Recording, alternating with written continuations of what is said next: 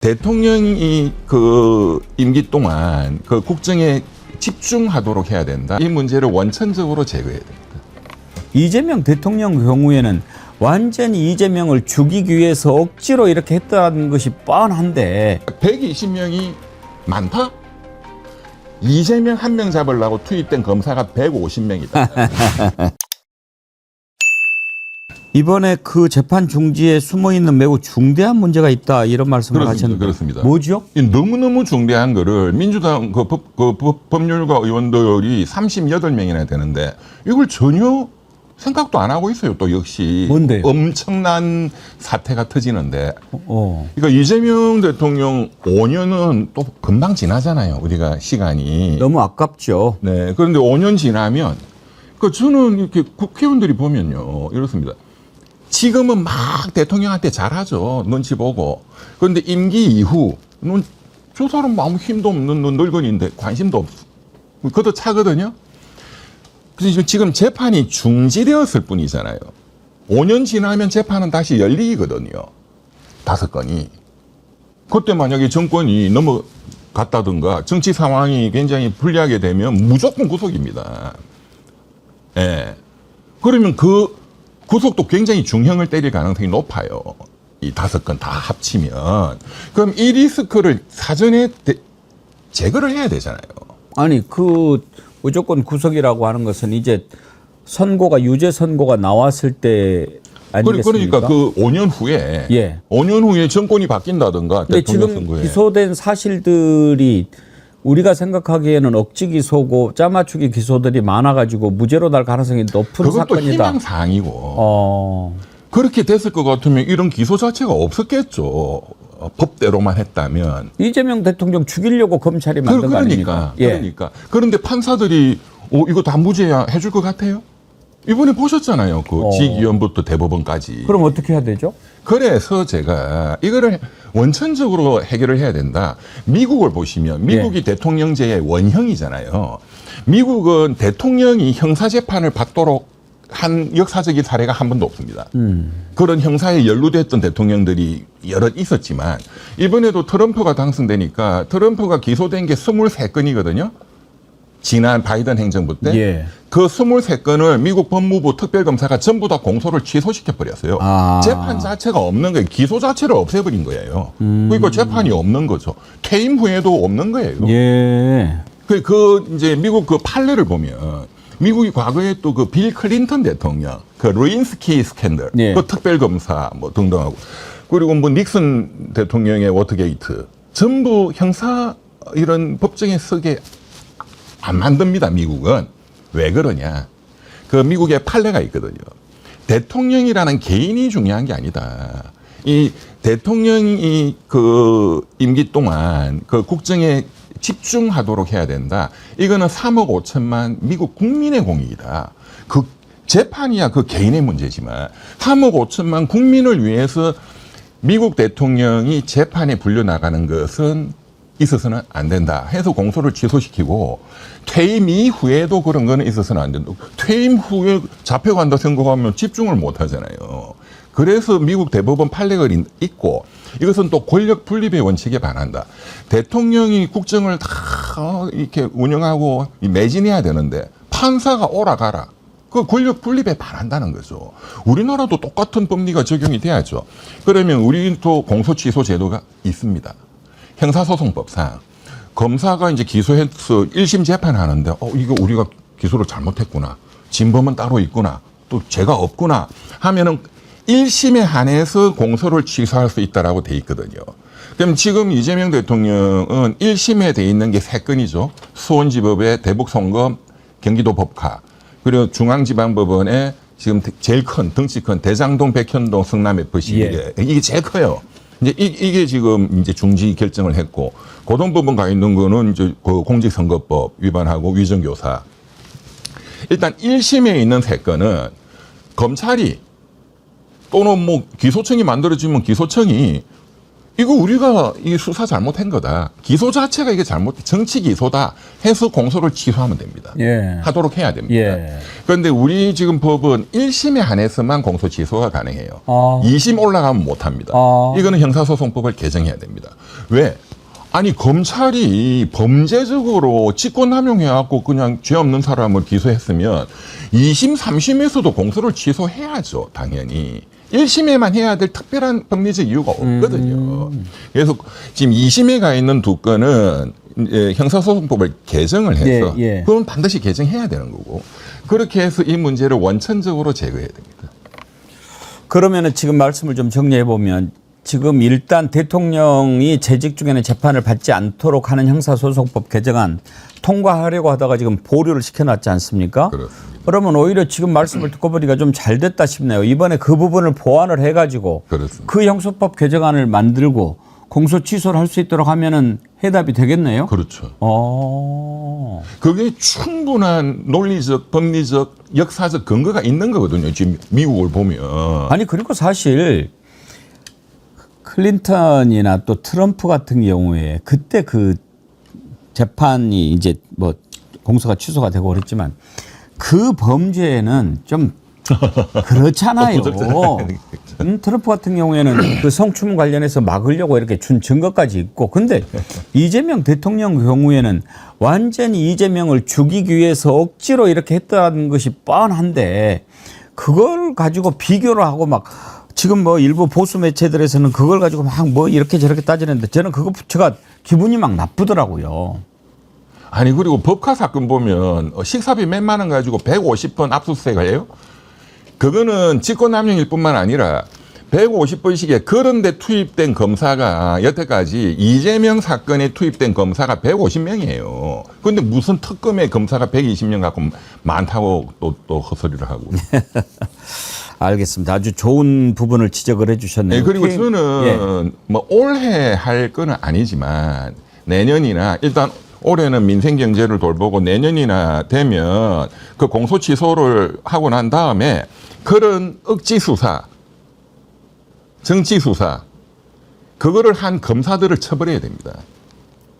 그래 앞으로 이런 짓을 안 하지. 앞으로 그렇죠. 또 뭐 경찰이든 누구든 그거 반드시 해야죠. 네, 처벌해야 됩니다. 이번에 특검도 지금 뭐 관련된 증거들로 이제 다 뭐 기소하고 그렇게 하겠지만 진작에 밝혀야 될 것들을 막은 놈들 맞습니다. 이것도 반드시 특검 수사 맞습니다. 대상에 포함시켜야 되는데 네. 새로 대상을 정할 수 있죠? 아 현재 특검법에 예. 그 쭉 나열된 범죄 및 예. 이와 관련되어서 인지한 사건까지 예. 할 수 있거든요. 예. 할 수 있죠. 할 수 있죠. 네. 그놈들을 반드시 저는 처단해야 된다고 맞습니다. 생각합니다. 처단은 그럴 때 쓰는 거죠. 맞습니다. 이재명 대통령 취임한 지 오늘로 딱 일주일 됐습니다. 우리 이병철 변호사님 보시는 이재명 대통령의 일주일 어떻게 평가하십니까? 학점으로 하면 A 뿌리죠. A 플러스. 예. 근데 그게 숫자로 또 나타나는 게 예. 지금 오늘 오면서 뉴스 속보 보니까 그 코스피 2,900을 돌파를 했다. 3년 5개월 만에. 3년 5개월. 그러니까 예. 윤석열 3년 동안 개판을 그렇죠. 이게 딱, 예. 딱 숫자로 나타나잖아요. 그 지난번에 그 또 방송 때 우리 백 선생님이 이제 대통령께서 어떤 정치적인 메시지로 어떤 희망의 메시지로 이제 5천이 돌파가 될 것이다. 코스피 지수가. 그거는 뭐 정치적으로 희망의 메시지이기도 하지만 경제학적으로 그게 또 이론적 근거가 있습니다. 그러니까 자기 실현적 기대라는 개념이 있어요. 그러니까 국민들이 낙관적으로 자꾸 기대를 하면 그게 실현이 된다 이거예요.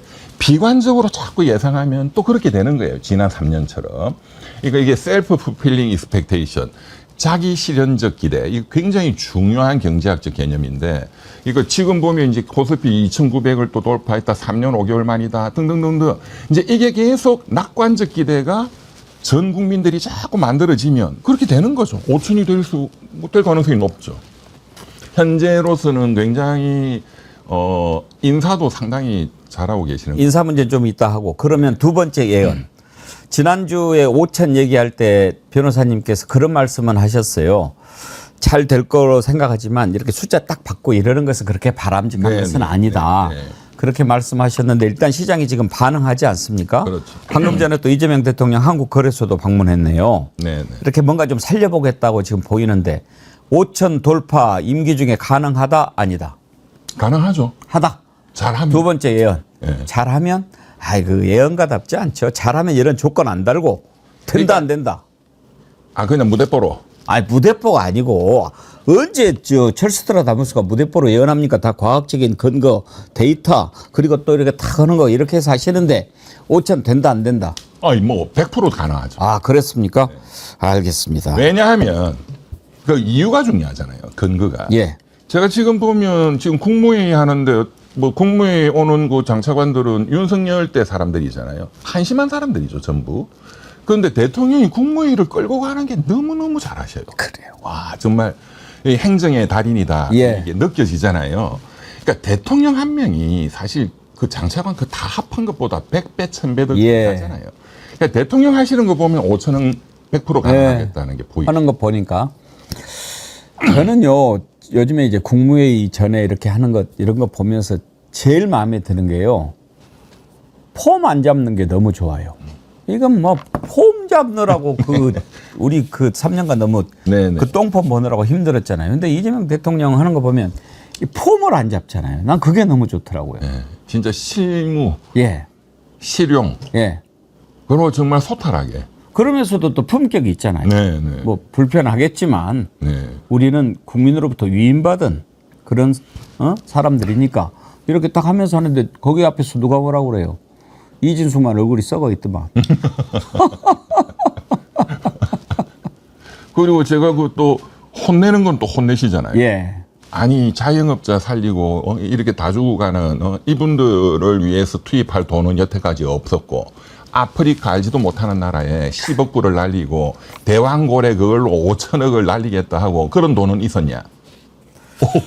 근데 제가 대통령이라면은 이재명 대통령하고는 조금 다르게 했을 것 같아요. 맨 처음에 다 일어나 대가리 박아 이것부터 시켰을 것 같은데. 네. 진짜 마음 같아서는 그래야죠. 새끼들 정말. 아유. 자, 세 번째로 인사 문제 한번 얘기해 봅시다. 네네네. 일단 이제 아직 임명 안 한 장관들은 국민 추천제로 한다고 하는데 그 전에 일단 지난번에 김민석 총리 후보자는 베스트다 네네네. 이렇게 평가를 하셨는데 수석들 또 인사도 하고 네. 차관 인사 났습니다. 네네네. 그거는 어떻게 평가하십니까? 일단 차관들은 다 제가 아는 행정고시 동기, 뭐 서울대 상대 선후배 뭐 다 아는 사람들이에요. 그런데 현 정부의 조달청장, 통계청장은 윤석열 사람으로 분류할 수 있는 거 아닙니까? 그런 데서 발탁을 했더라고. 근데 그 중에 또 이제 검증을 했겠죠. 예. 왜냐하면 차관들은 외부에서 이렇게 하기가 어렵거든요. 실무를 총괄해야 되니까 어차피 공무원들이야 대통령 바뀌면 다 그게 또 알아서 합니다. 공무원이 뻔한 거지 뭐. 예. 예, 근데 이제 어차피 그거는 직업 공무원이 특별히 평가할 거는 아닌 것 같고요. 근데 차관이 굉장히 일을 잘해야 되거든요. 그렇죠. 그런데 대한민국 차관쯤 되는 다 그 행정고시 출신들이잖아요. 저도 제가 지금 다 회장을 하고 자주 통화도 매일같이 하고 또 지난 3년 동안도 다 능력이 뛰어난 사람들입니다, 보통. 그런데 어떻게 위에서 지도를 하느냐 하는 게 중요한 거죠. 이제 대통령부터 그 장관이 여기가 썩으면 여기도 그냥 놀아버리는 거죠. 예. 그런데 이제 지금 인사 중에 제가 이게 굉장히 중요하다 싶은 국정기획위원회를 만들었잖아요. 예. 국정기획위원회. 여기가 이제 그 대통령의 국정 철학을 5년간 지금 디자인하고 설계하는 여기가 헤드코트예요. 예. 인수위 기능도 하고 있고. 근데 인수위는 2달 하면 끝나는 거지만 여기는 5년 동안. 이건 제가 보기에는 거의 부총리급이라고 봅니다. 가장 대통령하고 친한 분이 또 경제 전문가시고. 그 다음에 이제 청와대 수석을 보면 경제 성장 수석. 성장을 붙였어요. 그랬어요. 그러니까 경제 수석. 근데 경제라는 거는 크게 하면 성장과 분배거든요. 그런데 사실은 지금 진보 진영 대통령인데 분배 이런 거를 강조할 법도 한데. 그러니까 김대중 대통령 때 보면 생산적 복지. 포용적 성장 이걸 섞잖아요. 둘 다 가치를. 그런데 이번에는 그냥 성장이라고 딱 찍었어요. 경제 성장 수석. 이게 제가 굉장히 지금 대통령의 국정 철학을 이 단어가 반영한다. 분배가 물론 중요하다. 그러나 지금은 성장이 너무너무 중요하다. 이게 성장의 물이 지금 말라버렸기 때문에. 그러니까 자영업자를 돌리고 이런 게 다 성장의 문제죠. 예. 여기도 이제 그 교수님이 상당히 이 분야의 전문가세요. 제가 이제 또 서울대 경제학과 나오고. 예. 이제 앞으로 이제 구체적인 전략이 뭐가 나올지가 좀 주목이 되고. 그러니까 지금 큰 헤드쿼터는 제가 보기에 굉장히 좋은 분들로 이런 거는 이렇게 직업 관료들은 이런 머리가 안 나오거든요. 큰 플랜 이런 거는 이제 전문 교수님들이 하는 게 맞고. 나머지 수석들 특히 지금 말이 많은 게 민정수석이죠. 오광수 또 뭐 과거에 명의신탁했다는 것도 나오고. 저는 뭐 또 이분이 또 특수부 검사 출신이니까 검찰 개혁 이런 데 부적절하다 이런 반론이 지금 많이 있잖아요. 또 이렇게 진보 진영에서도 많이 있는 것 같아요. 그런데 이 부분은 저는 대통령이 결정했잖아요. 그러면 믿고 가야 되는 거예요. 누구를 하든 이 검찰 개혁, 사법 개혁은 할 수밖에 없는 거거든요. 뭐 수석이 뭐 바뀌었다고 못하게만 그런 건 있을 수가 없고 대통령께서 또 오랫동안 또 신임하는 그런 또 관계에서 또 대통령의 철학이 있겠죠. 그건 조금 더 지켜봐야 됩니다. 이걸 가지고 너무 자꾸 끌고 가는 것은 바람직하지 않다. 실력으로 보여줘야 됩니다. 그렇다고 보고 그다음에 이제 지금 이제 중요한 게 장관들 그리고 지금 그 장관 그 몇 분은 지금 결정했고 지금 차관까지 포함해서 차관 6분인가는 발표했죠. 주로 경제부처입니다. 그 나머지 부처의 차관들까지 포함해서 국민들로부터 국민 추천을 받아서 하겠다. 일주일간. 여기에 대해서도 뭐 실무적으로는 그게 뭐 과연 가능할까? 또 뭐 의문일 수도 있고 또 잘 될 거야 이럴 수도 있고. 저는 여기에 대해서도 좀 이 그 프로그램을 제시한 대통령의 어떤 인사에 대한 그 사상을 이해하는 게 가장 중요하다고 봐요. 이게 뭐냐? 국민주권정부잖아요. 아직 공식 명칭은 아니지만. 아니, 공식 명칭으로 얘기했습니다. 정해졌어요? 이제 정했습니다. 국민주권정부. 그 노무현 대통령 때는 참여정부죠. 그러니까 지금 국민이 이 나라의 주인이다. 그러니까 국민이 모든 주권을 행사해야 된다. 우리가 보통 인사권이다 하면 그거는 고유권 아니다. 침해 못한다. 막 그렇게 얘기하잖아요. 지금 이재명 대통령은 아니야. 인사권도. 나의 인사권도 그거는 내 독자적인 권한이 아니다. 국민이 위임하신 거다. 국민의 주권을 받들어서 국민들이 이 인사에 직접 참여해서 할 수 있도록 열어드려야 된다라는 이 사상이 저는 굉장히 중요한 문제라고 봅니다. 실무적으로 잘 거기서 능력이 있는 분들을 검증하고 뽑아내는 거는 그냥 실무가들이 해야 될 문제고 이제 이런 시도는 저는 전 세계적으로도 처음 봤거든요. 장관을 국민들 추천받는 이런 건 가끔씩 있기는 있었어요. 근데 차관까지. 왜냐하면 차관이 진짜로 중요한 자리이기 때문에. 근데 뭐 국민 추천한다고 그래서 국민 추천된 내용을 참고하는 거지 거기에 매이는 것은 아니니까. 거기다가 또 이제 저는 좀 주목하는 것은 이제 장관은 저 청문회를 해야 되잖아요. 근데 청문회가 엉망진창이 되는 가능성이 높거든요. 국민의힘이 막 꼬투리 잡아가지고 개판을 만들겠죠. 그런데 만약에 이제 청문회에 올라온 그 후보자, 장관 후보자가 국민 추천에서 굉장히 많은 또 추천도 받고 어떤 국민들의 민주적 정당성이 뒷받침된다. 이러면은 또 청문회가 쉽게 또 돌파되는 정치적인 명분이 또 저는 그런 것까지 다 계산을. 그러면 지금 국민 추천제에 대해서 이거 너무 포퓰리즘이다 이런 비난도 있는데 이병철 변호사님은 괜찮다고 평가하십니까? 저는 너무너무나 좋은 아이디어다. 아이디어고 좋은 시도다. 그러면 세 번째 예언. 국민 추천제 성공한다. 성공할 겁니다. 그리고 또 국민들이 또 재밌잖아요. 문화부 장관을 가수 유명한 아이유를 또 추천했다. 이런 게 다 얘기거리잖아요. 아이유가 뭐 장관 못 되라는 법도 없는 거고.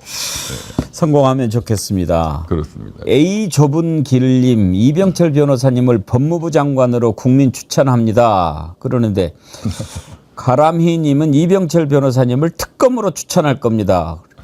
근데 법무부 장관보다는 기재부 장관 같은 거 하시는 게 더 우리나라를 위해서 좋은 거 아닌가? 서민들이 부자 되는 나라, 이게 5년 동안 만들어져야 된다. 그리고 그렇게 될 것이다. 저는 그렇게 생각합니다. 이게 가장 중요한, 서민들이 부자가 돼야죠. 과거에 보면은 모든 그 정부가 국민들이 잘 살게 하도록 노력을 했겠지만 결국은 대재벌 또는 사모펀드, 슈퍼리치들이 다 먹었어요. 양극화는 더 심해졌고. 그러니까 이번 이재명 정부 5년 동안은 대기업들뿐만 아니라 이 서민들이 정말로 내가 5년 전보다 부자가 됐구나. 이거를 만들 수 있습니다. 예. 어떠십니까? 만약에 정말 나라를 위해서 일할 기회가 주어진다라고 하면은 변호사님은 어떤 분야에서 한번 일을 해보고 싶으십니까? 경제. 경제죠. 예. 저는 이병철 변호사님은 여러분들 뭐 다 아시겠지만 행정고시, 사법시험 다 합격하신 분인데 행정고시도 특히 행정고시에서 가장 어려운 분야가 재경이거든요. 거기서 차석하신 분이에요. 변호사니까 사법시험만 생각하시는데 양시 패스하신 분입니다. 그런데 경제 쪽으로 아주 해박하시고 가끔 경제에 관한 얘기도 좀 우리 좀 많이 들려주세요. 예. 오늘도 그래서 지금 대통령께서 그저께 라면값 2,000원. 예. 네, 그걸 딱 찍어서 말씀하셨잖아요. 그거 좀 여쭤보려고 그랬어요. 이재명 대통령이 굉장히 뛰어난 분이다. 저분도 거의 천재급이거든요. 그 어려운 과정에서 검정고시로 해서 뭐 대학 입학 학력고사, 저하고 같은 학력고사 세대인데 전국에 2,000등 정도 했던 그거 대단한 거죠. 엄청난 거지. 정말 찡한 게 있어요. 잠깐 그 말씀 드릴게요. 이재명 대통령이 중앙대학교를 나왔잖아요. 근데 왜 중앙대학교 갔는지는 아시죠? 그 이제 전액 A급 장학금 뭐 장학금 주니까. 네. 그리고 가족들 생활비까지. 생활비까지 주는 네, 거예요. 네. 그러니까 서울대를 갈 수 있는데 중앙대학교 가야 그렇죠. 거기에서 생활도 되고 또 맞습니다. 용돈도 생기고 맞습니다. 지원까지 하니까 이제 공부를 해서 고시를 이제 합격을 해야 되잖아요. 근데 공부를 어떻게 했는지를 소개를 하는 그걸 봤어요. 네. 보셨어요? 못 봤어요. 사법시험 준비를 하는데 그때도 일을 하면서 공부를 하는 거예요. 그러면 저녁 6시까지 일을 해요. 그리고 와서 공부를 해야 되는데 그 전에 또 뭐 가방끈이 짧잖아요. 학원 다녀야 되잖아요. 네. 학원 갔다 와서 공부를 하는데 공부를 할 수 있는 방법은 잠자는 시간을 줄이는 것밖에 없는 거죠. 그럼 어떻게 공부를 했냐? 잠이 오니까 압정 있지 않습니까? 네. 압정을 테이프를 뒤에 붙여가지고 네. 공부하는 거 여기에다가 압정을 다 붙였대요. 그래가지고 여기까지도 자세가 조금이라도 흐트러지면 압정에 찔리는 거예요. 네, 네. 그럼 그래서 다시 공부하고 있는데 나 그 부분에서 너무 참 눈물이 나왔어. 네. 어느 순간 보니까 압정에 찔린 채로 자고 있더래요. 그렇죠. 야, 영화네. 정말 그렇게 공부를 해서 사법시험을 합격을 했는데 지난번에 저하고 인터뷰했는데 그 얘기를 하시더라고요. 첫 번째 시험에 떨어진 거예요. 너무 절망스러웠다는 거예요. 9번 만에 된 놈도 있지만 근데 절박하니까 빨리 돼서 그렇죠. 그런데 그 다음 해에 합격을 했는데 그 기간이 정말 자기를 돌아보고 내면을 쌓는 좋은 기간이었다. 그렇게 얘기를 하시더라고요. 그렇게 참 그 공부하고 또 어려운 과정을 겪고 성남시장, 경기지사에서 보여준 실력 그런 것들을 지금 이제 마음껏 발휘하니까 우리가 기대를 갖는 거 아니겠습니까? 깨어있는 시민의 조직된 힘입니다.